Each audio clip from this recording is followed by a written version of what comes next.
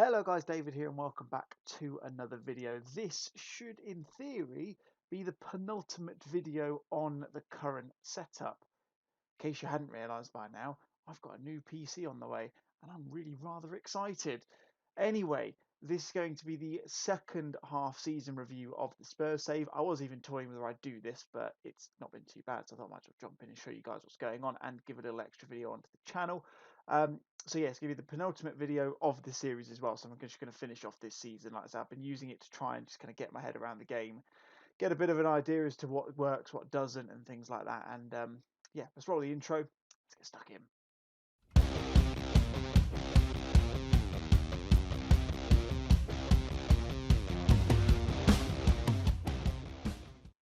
Okie dokie then, guys. Part 3 of this Spurs beta save. It's not really the beta anymore because it's real game's been out for a while now, so can't really call it that anymore. And yes, we're halfway, well, we're over halfway into the season. I did a little bit of a naughty, like I said in the intro there. I wasn't sure whether I was going to do this video or not. So when I got to 23 games in the Premier League like we are now, I thought, do you know what? I should give you guys an update anyways. It makes my life a little bit easier and means that I'm not spending loads and loads of time going through the whole season at the end of the second one as well. So where shall we start? Let's start off by looking at the transfers, shall we? So I went through all of the transfers in the last episode when we talked about who we'd brought in the summer. There has been a couple of changes since then. You'll notice that Joe Hart is on his way out at the end of the season. His contract is expiring. He's going to FC Augsburg. I'm a bit disappointed, to be honest. He didn't want to sign a new contract with us, but to be honest, he's probably past his best now anyway, and is not the only goalkeeping casualty we've had, just so you know. But we'll come on to that now. So, other players that we brought in. The last one we brought in was Bakayev. We brought in Alex McSkeen, I think, as well, but I don't even know who he is. Got to be honest. He's never played for us. Don't even know the lad. He looks like a thug. If I'm going to be completely honest, look, he's got the grey stars. That tells you how good he is for us. Why is he? Why did we even bring him in? That wouldn't have been something I'd done. Let's make that very, very clear straight away. Anyway, we have had some changing in the goalkeeping department. So, first of all, Paolo Gazzaniga left us on the 3rd of January. He went to Dynamo Kiev for a fee of £1.9 million. That, in turn, made us bring in Carlo Ziga as a backup for Hugo Lloris. I say Hugo Lloris because if you look a little bit further down, Hugo Lloris has gone to Ajax for 5.25 million, rising to 7 million. He was on 100k a week, and they put in a fairly decent looking bid for him. So I thought, you know what, we'll get rid of him. So I then dipped into the market. I actually was delaying this for a couple of weeks because I hadn't had my replacement come in, and because it was obviously busy in January, I didn't want to have literally no keepers available. But I've managed to bring in Dominik Livakovic in from Dinamo something. That Zagreb, I think it is. Yeah, Dinamo Zagreb. 7.5 million. What a signing this lad has been. He's a discount on the fee wise. We've done well to get the same sort of amount. He's on about 40k less per week, and he's a classy goalkeeper. I think since he's joined us, yeah, in the Premier League, he's not conceded once. In fact, he's not conceded in a single game for us yet. He's pretty good. Yeah, he's been absolute class for us so far, and has been a really, really good signing. So really pleased we brought him in, and I can't believe we managed to get him in for so cheap. I was looking at other goalkeepers for like 30 million. I nearly signed Anana from PSG in the summer window, and he went. Sorry, Anana from Ajax in the summer window. He went to PSG on deadline day because I wanted to get someone in, but couldn't find anyone. And then this guy pops up. I've seen him in other people's saves before, and I thought, you know, we'll give him a go. And proof's in the pudding, guys. If you're doing a higher level save and you want a good goalkeeper, this guy's your man, clearly. I hope I'm going to be saying that at the end of the season as well. We'll see. Otherwise, there's been no other real ones coming in. Eric Lamela left on a very cheap deal. I kind of wanted to do a better deal than this, but his contract was expiring in the summer of this year. It was the best we could get for him. It just got his 80,000k off the wage budget. 80,000k, £80,000 a week off the wage budget. That's the main thing, to be honest with you.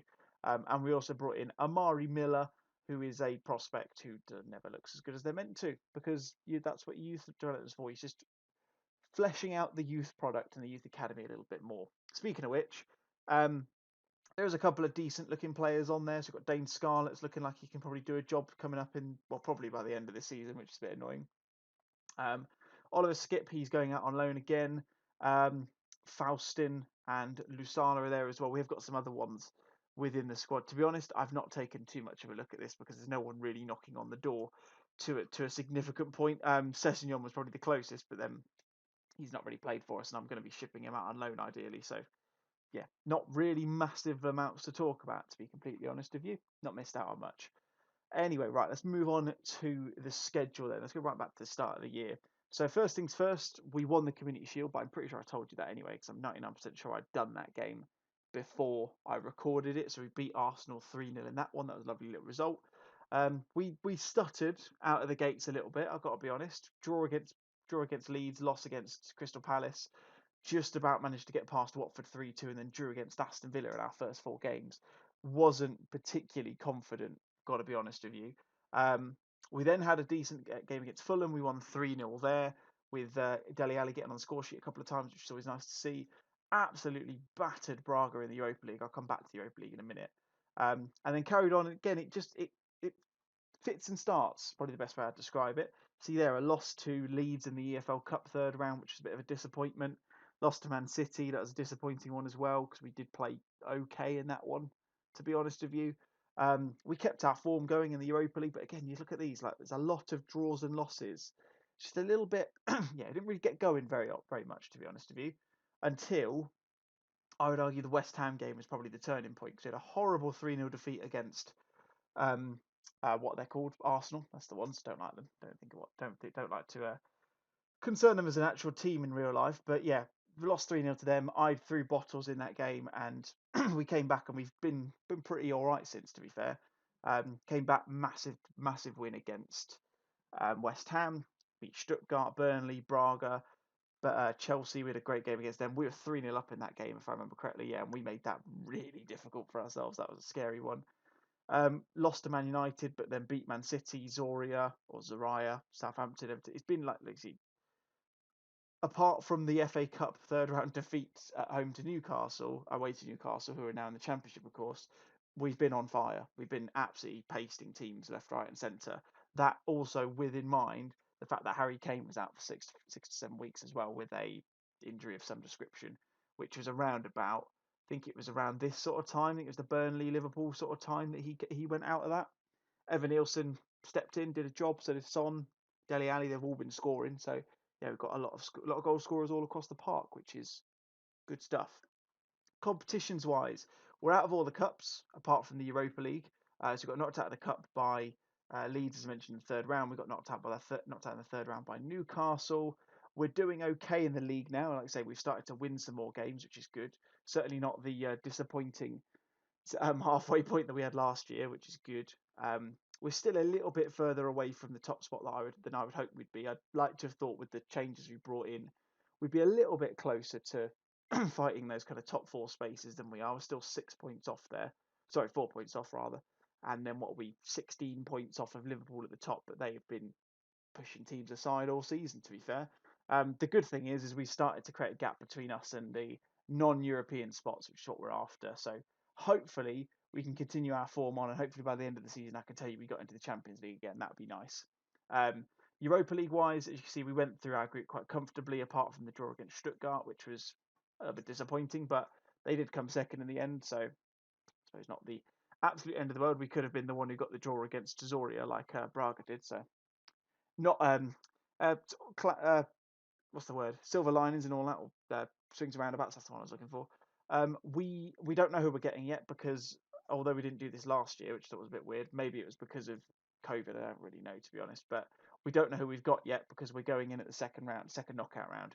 So I can't tell you who we're going to be against, because we don't get that drawn until the 25th of February. So I will know. I might do something on Twitter and tell you guys who's in it. I probably won't, to be honest. I'll probably just carry on and do it anyway, because I want to try and get this save wrapped up before the new hardware arrives. But yeah, we'll be against who we'll be against. So hopefully we can have a decent run in there. I'd like to get further than we did last time, where we lost, obviously, in the second knockout round to Borussia Mönchengladbach, which was disappointing to say the least. So hopefully, yeah, hopefully we won't lose too much in terms of progression in the Europa League. That would be nice anyway. It'd be really good if we can get a little run going there. But yeah, that's pretty much where we're at. January's nearly over, so halfway through there. I can't see any more signings coming through the door. To be completely honest with you, I don't think that's going to happen. We don't really need anyone. The squad's in pretty good shape. And anyone we do bring in, I don't want anyone we could look at bringing in, we can't really afford because we've got a significant amount of budget behind us. So probably stay as it is for now. Um, yeah, I'll catch you guys at the end of the season then. So that's pretty much it. Now, like I say, this will be penultimate episode. Last one will be hopefully some point next week. So this should be dropping on Friday if all's gone well, which is today. I'm recording it. So hopefully it should be out this evening at the point. And yeah, hopefully, like I say, a season ending episode will be early next week, ready to get all of the next series started once everything's arrived and set up, which should hopefully be the end of the next week. So start of December sort of time. But yeah, hope you guys enjoyed. If you have, let me know your thoughts in the comments. As always, drop a little line in there. Let me know if you're happy, if you think we're doing well, if you think we're room for improvement, where can we improve, that sort of thing. Not that it really matters because you're not going to have any chance to change anything that I'm going to do. Let's be honest. Drop a like on the video if you have enjoyed it. That'd be really much appreciated. Like I say, helps grow the channel, especially with all the fun stuff that's coming out as well. And the quality of the content is going to improve, of course, as mentioned before. And if you're new seeing this video, it's the first time you come across the channel, welcome. Hit that subscribe button and hit the bell notification if you wouldn't mind doing so. That'd be fantastic, so you can see when all the videos are coming out in the future as well. But that's going to be it for me, guys. My name's been David, and